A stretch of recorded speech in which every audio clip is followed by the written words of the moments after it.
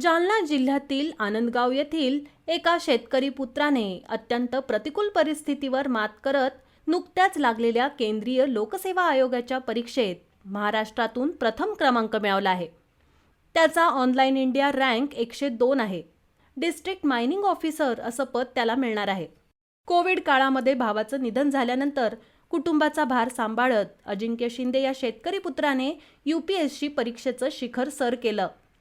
जालना जिल्ह्यातील सामान्य शेतकरी कुटुंबातील अजिंक्य शिंदे यांचं प्राथमिक शिक्षण गावातील जिल्हा परिषदेत शाळेत झालं.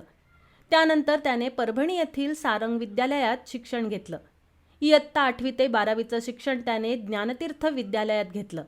याच विद्यालयातील नितीन लोहट या शिक्षकाच्या मार्गदर्शनामुळे केंद्रीय लोकसेवा आयोग परीक्षेचं खूळ अजिंक्यच्या डोक्यात घुसलं.